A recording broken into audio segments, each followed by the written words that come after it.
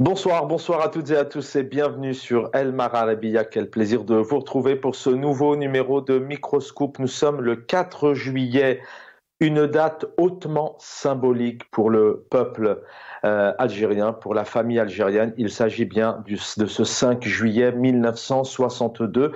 Aujourd'hui et demain, comme le veut bien évidemment la tradition de la rédaction, de la direction de la chaîne, nous allons consacrer un certain nombre de programmes autour de cette grande date, 5 juillet 1962. C'est l'euphorie, la joie, l'ébullition d'une grande famille, l'euphorie et le bonheur aux quatre coins du pays et notamment dans les rues d'Alger, le pays qui retrouve sa souveraineté.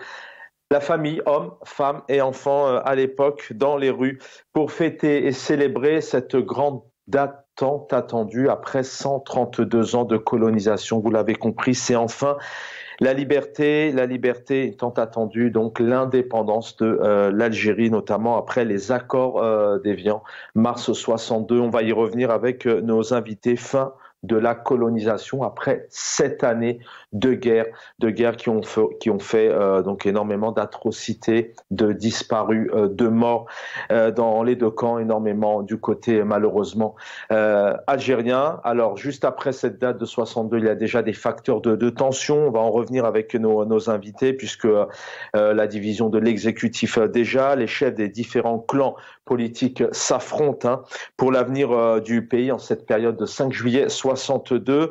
Les accords et les terrains d'entente entre notamment Ben Bella d'une part, Krim Belkacem et Boudiaf de l'autre et Ben Hedda d'une autre part, donc sont toujours pas faits. On va essayer avec nos invités de revenir effectivement sur d'abord les révolutions, puisqu'il y a 62, on le dit, 7 ans de guerre pour l'indépendance, mais il y avait déjà des révolutions auparavant. On va en parler avec nos invités. Il y a notamment ce 8 mai 45, mais pas que. On va rendre hommage, bien évidemment, à Emir Abdelkader, le Cheikh El-Mokrani ou encore le Cheikh El-Haddad, et puis bien évidemment, entre autres, les femmes algériennes de grandes révolutionnaires, notamment Fatma Nsoumer, par exemple. Dans un deuxième temps, on reviendra sur les premières temps de cette indépendance, notamment après 62, le pouvoir qui a pris le contrôle dès les premières années. Et puis aujourd'hui, on a eu le plaisir encore une fois d'assister à cette marche. C'était donc dimanche, il y a à peine 48 heures,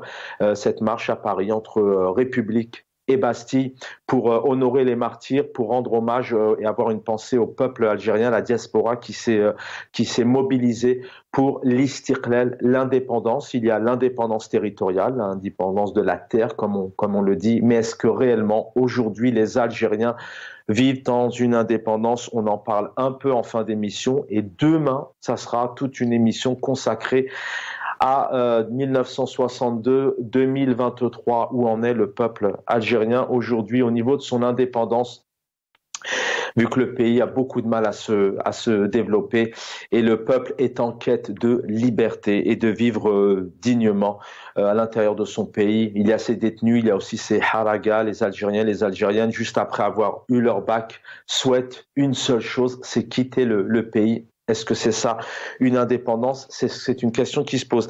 Avec nous, le plaisir de l'accueillir pour en parler. Rien aussi de mieux parmi tous nos invités, mais voilà, il est bien placé pour en parler. Journaliste, chercheur, spécialiste dans l'histoire de la révolution algérienne. Montasser Oubtroun, bonsoir. Bonsoir, monsieur.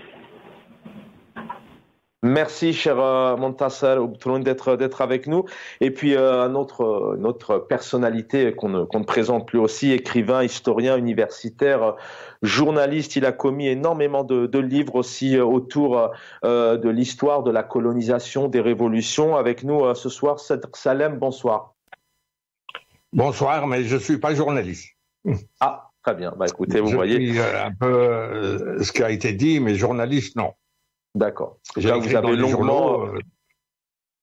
Merci pour cette rectification, cette humilité. En tout cas, vous apportez voilà énormément de points de vue, d'analyse. Vous écrivez énormément, vous intervenez aussi au sein de médias, effectivement, d'où un peu ce qualificatif qu'on a souvent tendance à vous donner. Mais j'ai présenté pendant plus de 7 ans l'émission islamique du dimanche matin. Exactement, c'est pour ça, exactement. Merci d'être avec nous. On juste ces quelques images et on vous donne la parole juste derrière.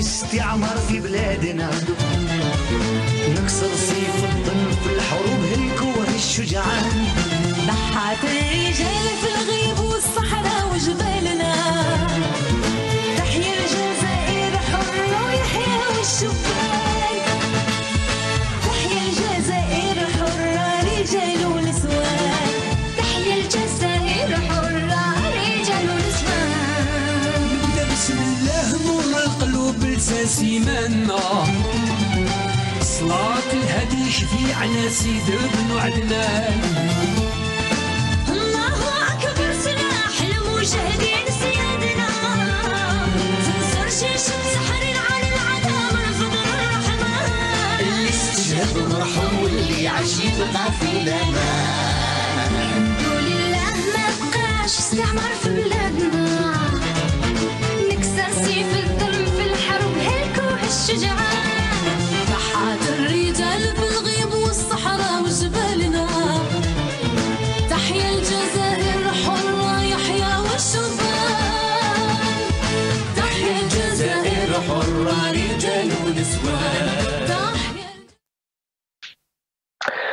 Voilà, de retour sur le plateau de Microscope ce soir avec nos invités. Nous allons consacrer toute une émission sur ce 5 juillet 1962. Avec nous, si Cédric Salem, je vais commencer avec vous. Tout de même, un mot. Ce soir, on s'intéresse à l'histoire avant de s'intéresser à ces dernières années. Peut-être un mot avec vous sur ces révolutions. Je le disais tout à l'heure, il y a plusieurs personnalités, des femmes, des hommes, comme le Cheikh Emir Abdelkader, entre autres, Fatma Nsoumer, par exemple. Les révolutions avant 1954, c'est ce qui ont permis aussi au démarrage de ce 1er novembre 54 et que l'Algérie ait son indépendance en juillet 62. Oui, chacune de ces révoltes mérite un traitement à part à la lumière de ce qu'on a découvert pour sortir des répétitions. Mais, donc les 6, les 22 ont repris le flambeau et ont réussi là où les autres avaient échoué. C'était la révolution de Mokhrani, c'est une révolution localisée. Elle n'avait pas tout le territoire algérien. Et c'est pour ça qu'elle a été maté facilement, et contrairement à ce qu'on dit, l'émir Abdelkader a envoyé son fils à la frontière tunisienne avec pour mission de voir si c'était une révolution sur tout le territoire algérien. Elle a des chances de réussir. Il a dit on rentre et on y participe.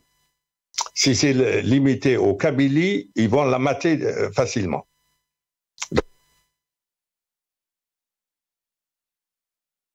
Cédric Salem, vous m'entendez? Ce qu'on dit dans des discours des réceptions. Oui, oui. Très bien, je vous laisse poursuivre. Oui. Oui. Donc, les novembristes ont réussi là où les autres grands chefs qui étaient de haut niveau n'ont pas pu réussir. Donc, c'est la reprise du nationalisme traditionnel en le modernisant, en adoptant des techniques modernes, par exemple, dans le rapport d'Aït Ahmed de 1949 sur l'os, on a des développements sur la résistance irlandaise.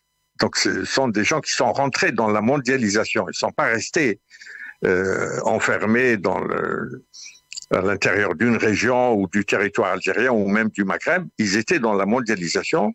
Et d'ailleurs, pendant la révolution de 54-62, c'est le fait d'avoir joué la solidarité afro-asiatique, islamique, arabe, l'ONU, qui a permis de donner au combat de l'AILN une dimension internationale, alors que les Français les traitaient de fellagas, hors-la-loi, de fanatiques, etc. Mais pour célébrer le 5 juillet, on a besoin d'une revisitation de l'événement pour ne plus vivre de lieux communs et de répétitions, et en essayant d'aboutir à des conclusions qui nous permettent d'expliquer nos problèmes d'aujourd'hui. Comment on a raté l'entrée dans une vraie démocratie, et l'Algérie avait la possibilité d'avoir des institutions démocratiques dès 62, comme le recommandaient deux grands intellectuels oubliés. L'un plus oublié que l'autre, c'est Mohamed Tajrout, qui a écrit L'Algérie de demain en 1960, où il a dit « Moi, je ne peux pas être un moudjahid dans les montagnes, mais je fais de l'ijtihad, qui est aussi important pour décrire ce que devrait être une Algérie pluraliste avec des institutions démocratiques, en insistant sur le système éducatif. » Et le deuxième, c'est Malek Ben Nabi, qui a envoyé un texte à Ben Bella pour qu'il le lise au congrès de Tripoli de début juin 62, où il lui dit il faut un congrès musulman, congrès algérien comme le congrès musulman algérien de 36, où il faut inviter Aimé Salih Hadj et le Parti communiste. On va y revenir, si Sadr Salem, juste derrière, ça va être un point important avec vous ce soir. Je vais profiter de votre présence à tous les deux, effectivement, aussi d'expliquer un peu aux téléspectateurs, aux Algériens, aux Algériennes, voilà, on est en 62, il y a cette indépendance, mais pourquoi très rapidement l'Algérie, voilà, prend un camp politique où rapidement, d'ailleurs, les militaires sont en place, et il y a aujourd'hui cette Algérie que nous connaissons tous. On en parle dans un instant avec nous. Donc, Montasser Boutroun, rebonsoir. Merci d'être parmi nous. Les Algériens, les Algériennes, les révolutionnaires hommes et femmes, ils sont nombreux, n'ont jamais accepté cette colonisation. Et je le disais tout à l'heure à Sadr Salem, bien avant 1954, ils ont tout fait pour sortir de cette colonisation. Parlez-nous un peu de ces périodes, ces grandes périodes de révolution qui permettent d'aboutir à cette date de juillet 62. Oui. Au début, je salue Sadr Salem et c'est bien qu'il ait ouvert la question de l'Émir Abdelkader, la révolution de Mqrani, son fils, etc. Parce que malheureusement, aujourd'hui, l'histoire est devenue un fonds de commerce et c'est des charlatans qui en font des petites querelles ou des grandes querelles construites par des fantasmes, etc., qui n'ont rien à voir avec l'histoire comme science, avec la réalité historique, etc. Déjà, je vais commencer par un 5 juillet, l'indépendance de l'Algérie. Le jour du référendum était le 1er juillet. Et le fait d'aller vers le 5, déjà c'est une erreur. Je ne sais pas si les gens l'ont commise comme ça ou ça a été prémédité pour la vérité de l'histoire. Le 5 juillet était une date de deuil national proclamée par le mouvement national en 56, etc. À chaque fois, il rappelle le jour où Alger est tombé, où le Mahrousa, qui a fait face pendant plusieurs siècles, a été en fin de compte, qui était presque imprenable. Même en Europe, on parlait de miracles, etc. Et voilà, ce 5 juillet, elle tombe le Dey Hussein abdique, et puis dès le débarquement, donc les Algériens n'ont pas accepté. La majorité ont quitté Alger pour s'installer à la Mitija. Et voilà la première résistance, c'est-à-dire si on peut parler d'un État algérien quand les Turcs se sont retirés. C'était la date de naissance réelle, du moins pour moi, c'est le 23 juillet, parce que 23 juillet, il y a eu un congrès à Temenfoust, qui a été présidé par le chef des Flissa Lil, Mohamed Ben Zaboum, avec les tribus des Hadjout, des Ben Khalil, des Sibt, etc.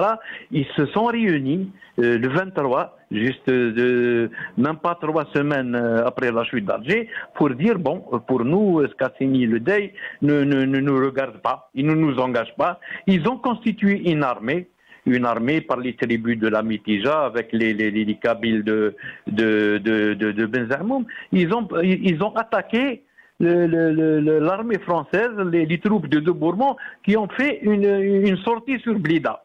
Et ça a été une défaite. Et voilà le déclenchement de la lutte et la résistance. 2 ans après, il y a eu la Moubaya'a de l'émir Abdelkader. Les enfants de Benzamoum, etc., sont devenus c'est-à-dire des lieutenants de l'émir Abdelkader. Et voilà que cette résistance qui ne s'est pas arrêtée.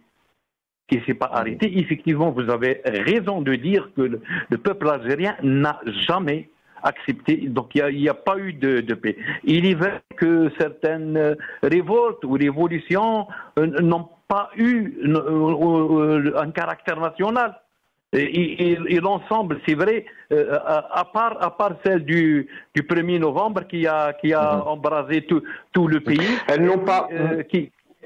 Elles n'ont peut-être pas eu, c'est intéressant ce que vous dites, peut-être de caractère national, mais quelque part, est-ce qu'elles ont contribué à cet élan, à ce dynamisme aussi de faire en sorte de créer cette effervescence nationale? C'est vrai que en 45, ça s'est par exemple soulevé parce que c'est proche de 54 à Guelma, entre autres Sétif, Frérata, mais ce sont des dates qui ont permis quand même de faire mûrir, de créer quelque chose d'un point de vue avec le temps pour en arriver à 54.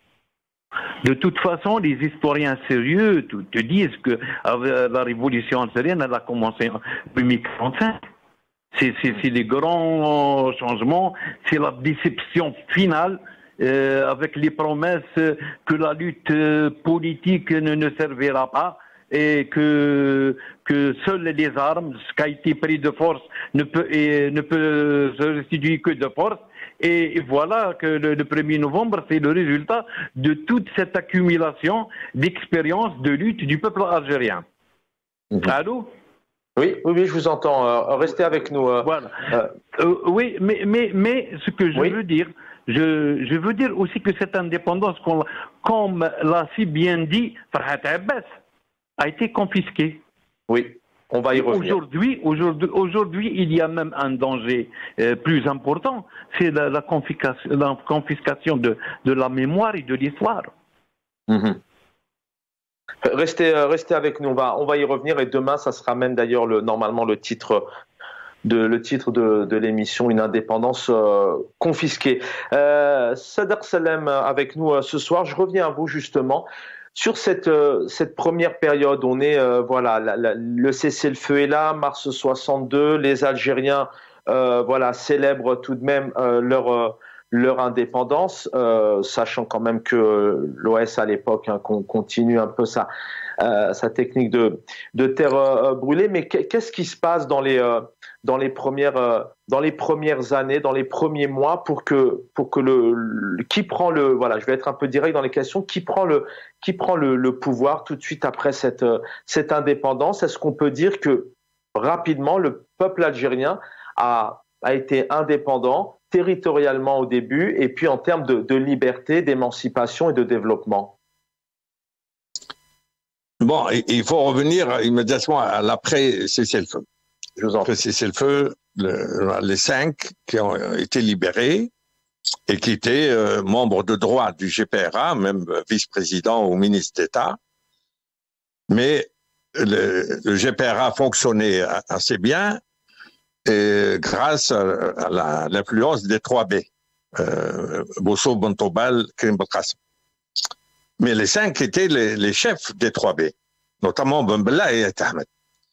Et ce qui fait que les réunions du GPRA en présence des 5, il était impossible d'aboutir à des conclusions unanimement acceptées. Et donc pourquoi justement qu'ils n'ont pas réussi à trouver un terrain d'entente, d'essayer de se réunir? Qu'est-ce qui bloquait déjà à l'époque?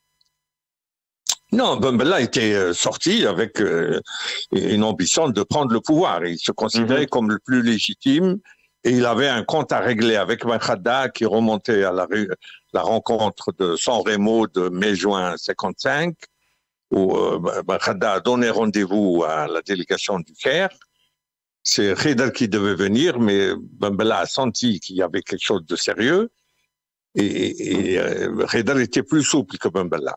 Donc, il rencontre Ben Khada accompagné de Tamam et de Salah Louanssi, des centralistes, qui lui disent il faut dissoudre le FLN et créer une autre organisation avec laquelle la France est disposée à négocier. La France ne peut pas négocier avec les militaires fanatiques des Aurès et de Kabylie. Et Ben Bella leur dit, et Aban est d'accord avec ça, et Ben Khada lui dit, c'est lui qui nous a envoyés. Et là, ils se sont séparés, presque avec des mots méchants. Il lui a dit, c'est presque une trahison. Et donc, là, le conflit larvé qui s'est aggravé au moment de la Soumam entre Ben Bella et les partisans d'Abba Ramadan, il a éclaté à nouveau sous forme d'une opposition Ben Bella-Ben Khada. Et là, c'est devenu un conflit, un désaccord ouvert. Après l'échec du CNRA de Tripoli le 10 juin, où Ben Bella proposait un bureau politique qui aurait pris le relais du GPRA, mais le GPRA, après un accrochage et des mots entre Ben Bella et Ben Khada, le GPRA s'est retiré sans adopter la résolution de nomination du bureau politique. Et donc ça se termine par un échec. Mais auparavant, la Wilaya 4 qui s'attribuait une légitimité avant même l'ouverture du congrès de Tripoli le 6 ou le 7 juin, a proposé une réunion inter-wilaya pour unifier les wilayas et discuter avec le GPRA. Or, la dernière minute, les autres chefs de wilaya ont dit on est convoqués pour Tripoli. Et au retour de Tripoli, la Wilaya 4 ne s'est pas avouée vaincue. Elle a convoqué la réunion interwilaya de Zomoura, de 24 et 25 juin. Et les résolutions de cette réunion interwilaya, à laquelle s'était jointe la Fédération de France, qui était la Wilaya 7, ça aurait pu être la base d'un accord qui aurait permis à l'Algérie d'avoir un pouvoir plus légitime que ce qu'elle a eu. Pourquoi? Parce que les chefs de wilaya étaient proches du peuple. Le peuple se reconnaissait en eux. Mohamed Harbi a dit quand on est rentré, on nous considérait comme des étrangers, nous qui venions il les appelait les révolutionnaires de Palace, et l'armée des frontières était considérée comme des étrangers à l'Algérie. Et Ben Bella a accepté toutes les résolutions de la réunion interwilaya de Zemmoura, sauf la condamnation de l'état-major. Et la coalition bembelliste, c'était une alliance entre Ben Bella et Boumedienne. Ben Bella a été unanimement accepté et Boumedienne était unanimement rejeté. C'est ça le paradoxe de cette crise. Ben Bella avait un prestige, alors là, sans limite. C'est lui qui a réussi à obtenir le cessez-le-feu au moment de la guerre fratricide entre les autres wilayas et la wilaya 4, qui était resté seul à résister à l'invasion de la capitale par l'armée des frontières, parce qu'elle a refusé. Ça, ils font leur entrée, si je ne me trompe pas, ils font leur entrée en septembre 62. Est-ce qu'on peut dire que c'est déjà à l'époque une victoire pour la montée du pouvoir militaire? Ben, c'était, oui, évidemment, ils sont rentrés à Alger par la force, après avoir fait des centaines de morts. La Wilaya 2 était solidaire de la Wilaya 4, mais ils ont fait confiance au groupe de Tizi Ouzou, de deux poids lourds, Boudiaf et Krim Belkacem. Ils croyaient que ces deux Zahim allaient régler les problèmes par la négociation, et ils ont laissé la Wilaya 4 combattre toute seule. La Wilaya 4 avait les moyens militaires d'empêcher l'entrée de l'armée des frontières à Alger, mais ça aurait été au prix d'un bain de sang. Mais auparavant, il y a eu ce qu'on appelait la conversion ou la reconversion, Et l'an dernier, il était question de célébrer cette date maudite. C'était quand l'armée des frontières s'est intitulée ANP. L'armée des frontières est constituée des contingents des wilayas qui étaient à l'extérieur. Après le cessez-le-feu, ces Katibas pouvaient rentrer dans leur wilaya d'origine. Au lieu de cela, Boumediene baptise l'armée des frontières qui n'a pas combattu ANP et il demande au wilaya d'adhérer à l'ANP. Et la wilaya 4, c'est celle qui a refusé cette absurdité. Restez avec elle nous. ne reconnaissait aucune légitimité. Oui. Je reviens à vous. Elle ne reconnaissait aucune légitimité. Oui, alors je vous laisse finir là-dessus, si Sadr Salem. Oui, à partir de là, l'entrée par la force à Alger, bon, on a essayé d'enrober ça dans un processus démocratique, assemblée constituante, députés, même s'il y a eu des conflits sur le choix des candidats, parce que après c'est le bureau politique, sous l'influence du groupe Doujda, qui influençait le choix des députés des wilayas. Je reviens à vous, gardez, vous allez pouvoir continuer un peu cette suite historique. C'est Montasser Oubtoun avec nous ce soir. On va voir aussi votre point de vue, votre vision des choses sur ces notamment pour les jeunes qui nous regardent, qui sont en quête d'une indépendance, vous le disiez tout à l'heure, indépendance certainement confisquée aujourd'hui. Les prémices, les premiers temps après 62, on vient d'évoquer Ben Bella, Boumediene en 62 qui font leur entrée sur Alger. On peut dire que c'est déjà le pouvoir militaire qui prend place et c'est peut-être le manque de commencement de la démocratie en Algérie déjà à l'époque. Je voudrais préciser tout d'abord que l'armée des frontières, quand ils sont rentrés, ce n'est qu'à partir du 18 juillet. Mais toute la procédure, la lutte contre l'OAS, la préparation du référendum, c'est l'intérieur qui l'a fait. C'est des combattants de l'ALN de l'intérieur. Et comme vous savez, la crise entre l'EMG, l'état-major de guerre, et le GPRA a bien commencé bien avant. Il y a eu la tentative de contacter Boudiaf qui avait refusé, et puis Bella. Bella, pour moi, il n'était pas un véritable chef, c'était plus... D'ailleurs, il n'a pas été président une année et demie, il a bien été utilisé. Effectivement, Sadr a évoqué la réunion de Tripoli qui a entériné la charte, etc. Mais quand il s'agit de d'élire les personnes ou le bureau ou la direction, là ça a craqué et chacun est parti de son... Et je rappelle que carrément que Ben Khadda, le 30 juin, il a ordonné d'arrêter Boumediene. J'ai été il n'y a pas longtemps avec l'ancien chef de la DDR du Malg, Khaladi Mohamed. En Tunisie, il y a eu un appel que les éléments du Malg ont capté le 1er juillet, demandant à arrêter Ben Bella et Boumediene. Et lui, il les a cherchés, donc il les a trouvés dans un coin à Tunis, etc. Donc ils n'étaient pas là, ils étaient ici. Et en Algérie, qu'est-ce qu'il y avait? Il y avait une véritable liesse, incroyable. Jusqu'à aujourd'hui, les images sont là. C'est une liesse. Les femmes, les jeunes filles, tout le monde était dehors. C'est une respiration, tout le sacrifice, donc tout le monde était content. Mais le peuple n'était pas au courant, justement, de ces différends qu'il y avait une guerre. Et d'ailleurs, ça s'est terminé par les manifestations, c'est Besnim Barakat. Et voilà, déjà, je vais vous dire, le plus important, le 5 juillet, c'était à Sidi Fraj. Un grand défilé, on a les images. Et dans ce défilé, l'armée des frontières n'était pas là. Il n'était pas concerné ni par les décomptes de ce référendum.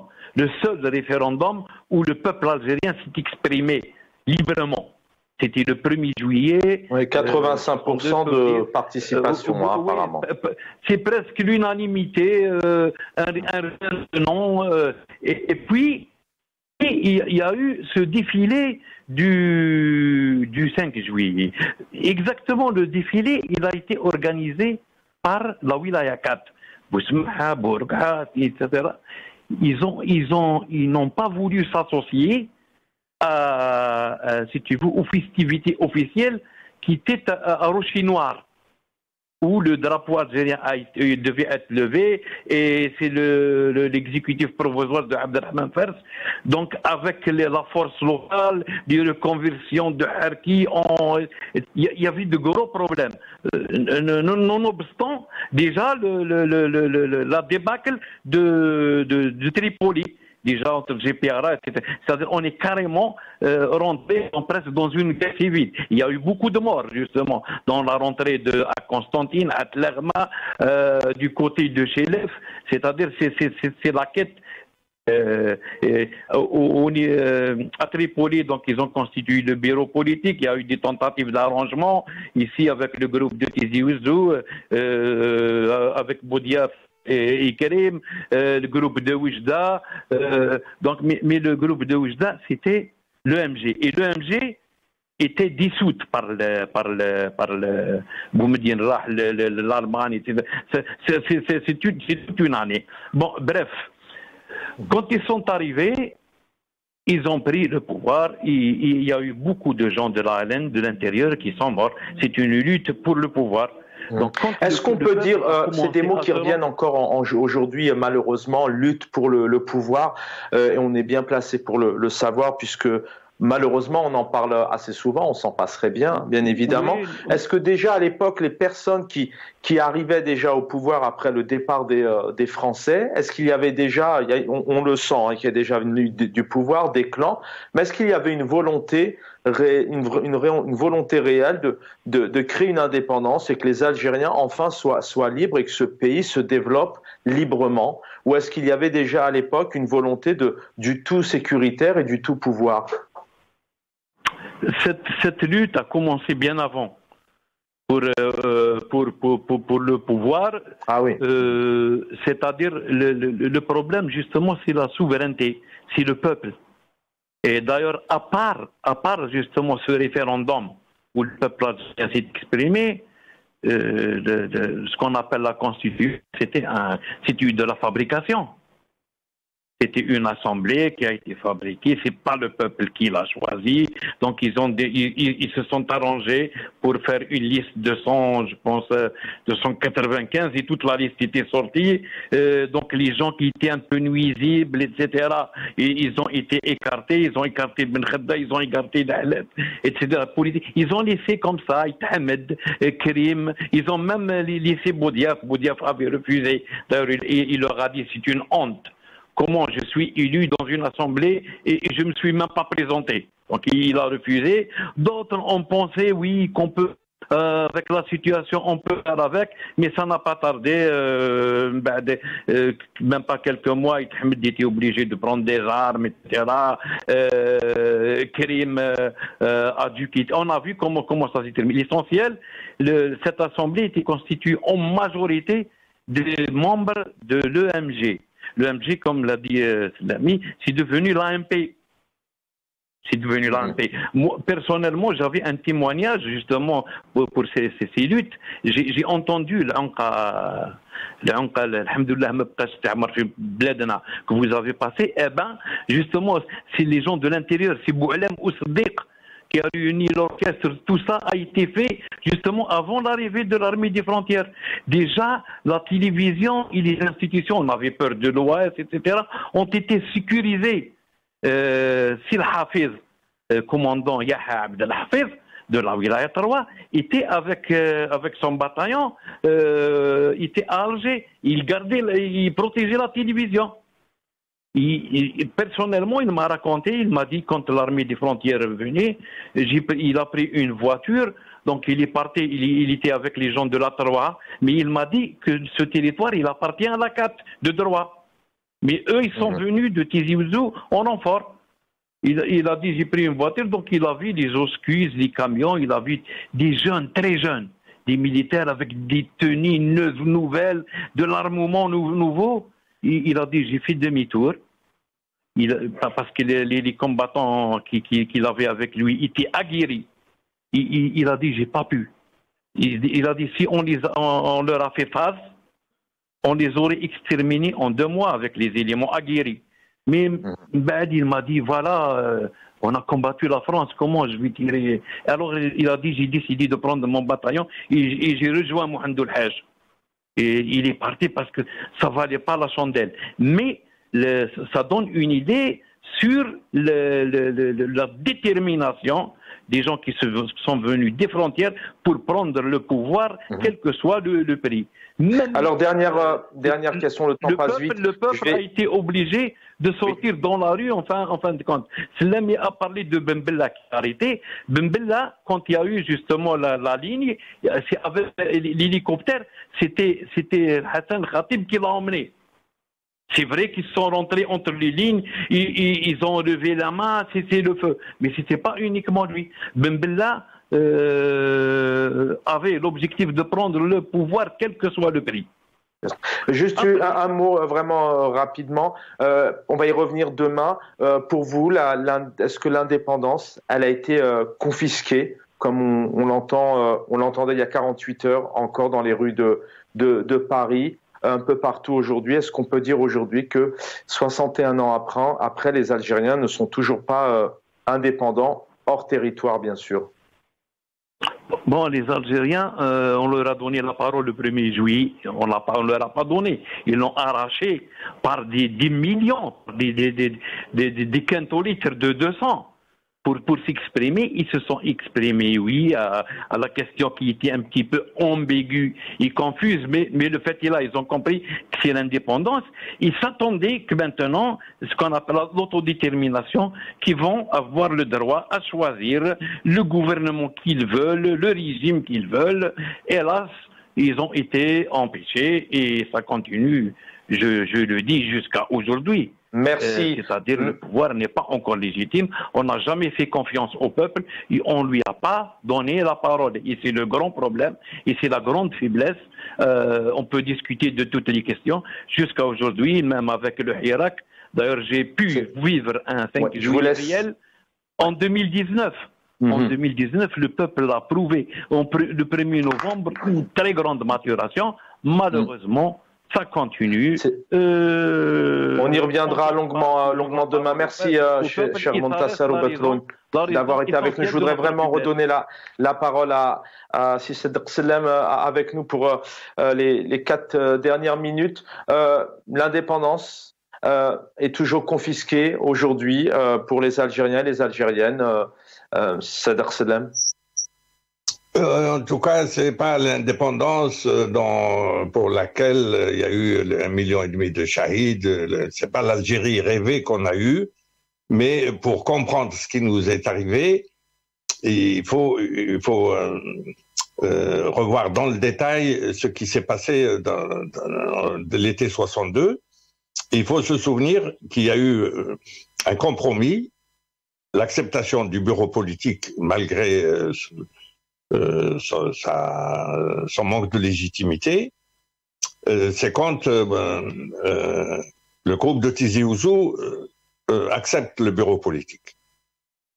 C'est le résultat, on le sait depuis peu, d'une entrevue entre Khidr et Boudiaf. Boudiaf était dans le groupe de Tizi Ouzou. L'autre groupe de Tlemcen, mais ils se connaissaient bien à la santé, à Turcan, etc. C'est Khidr qui a convaincu Boudiaf d'accepter le compromis. Il lui a dit « Viens avec moi, il ne faut pas laisser Ben Bella tout seul avec Boumedienne qui veut imposer une dictature militaire. » Donc c'est un réflexe démocratique chez Khidr et chez Boudiaf qui a permis l'acceptation du bureau politique, même s'il y avait des doutes, parce que il faut se souvenir pourquoi on a mis Mohamedi Saïd dans le bureau politique. Mais il était très religieux, c'est un héros, etc.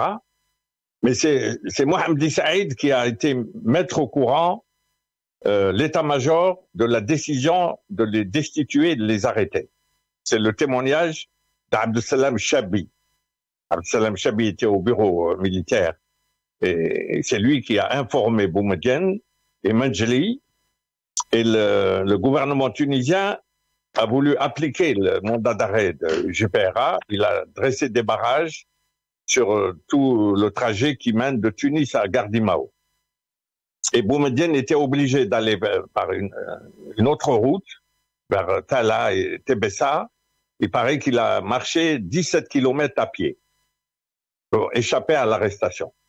Et Mohamed Saïd a été récompensé pour avoir informé de la décision prise par Ben Khadda Ekrim et tout le GPRA de dissoudre l'état-major et d'arrêter les membres de l'état-major, notamment Manjli. Manjli, il réglait ça par des coups de poing. Il a assommé le commandant Idir, etc.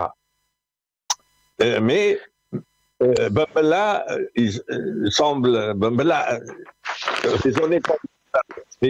avoir eu trop de confiance en lui-même. Il a sous-estimé la capacité de nuisance du groupe Doujla. Il considérait que grâce à son prestige à l'intérieur, auprès des combattants de la première heure et à l'international, Nasser et tout, il croyait aller contrôler l'état-major. Et c'est ça, contrairement à Khidr a dit, Boumediene prépare une dictature militaire. Donc il faut qu'il y ait le maximum de poids lourds, d'historiques qui viennent avec nous pour l'en empêcher. Et l'une des erreurs d'appréciation de Ben Bella, qui était de très bonne foi, il avait un prestige considérable, c'est qu'il croyait que son prestige, sa popularité allait ramener le groupe Doujla à rester dans les limites supportables. Et c'est sa grave erreur. Mais il faut se souvenir aussi que le Chabani qui a marché à fond, parce que l'accrochage meurtrier qui a eu lieu à Oued el-Hakoum, au sud de Médéa, entre la Wilaya 6, les troupes de Chabani, et ceux de la Wilaya 4. Eh bien, Chabani est rentré dans la dissidence quand il a regretté d'avoir marché avec Boumediene. Évidemment, il y a les DAF qu'on a, mais à l'époque, c'était pas les DAF. Il a dit, bon, c'est une grave erreur de marcher avec Boumediene, et il s'est solidarisé avec Khidr. Quand Khidr est rentré en conflit avec Ben Bella, ils ont opté pour le parti unique. Et Khidr, qui connaissait bien ce qui se passait dans le monde, il a dit, c'est le modèle soviétique. Dans le modèle soviétique, c'est le secrétaire général du parti qui est le numéro 1. Et Ben Bella n'a pas accepté ça. Et Khidr est parti à Biskra, et Chabani est resté à Biskra, il ne répondait plus aux convocations, parce qu'il était spontanément solidaire avec Khidr. Lui aussi a regretté son choix d'avoir fait venir Boudiaf, malgré le... Merci. Merci, voilà. Sadr Salem. Éventuellement, si vous êtes disponible demain, peut-être ouvrir l'émission avec vous, serait-ce que sur quelques minutes pour revenir. Vous n'avez pas eu le temps de terminer votre propos, revenir vraiment sur ces premiers temps après 62 pour comprendre comment le pouvoir en a pris tout de suite, donc le pouvoir notamment militaire a pris tout de suite le contrôle et puis on en arrive aujourd'hui à cette indépendance confisquée. On y reviendra demain, c'est ce qu'on pouvait encore entendre aux quatre coins du pays sur les réseaux sociaux il y a quelques heures et notamment sur les marches parisiennes. Merci à tous. Dans un instant, l'édito de Jameldine Ben Chenouf. Merci à mes invités Sadr Salem et Montasser Oubetroun. À demain, avec plaisir. Bonne soirée.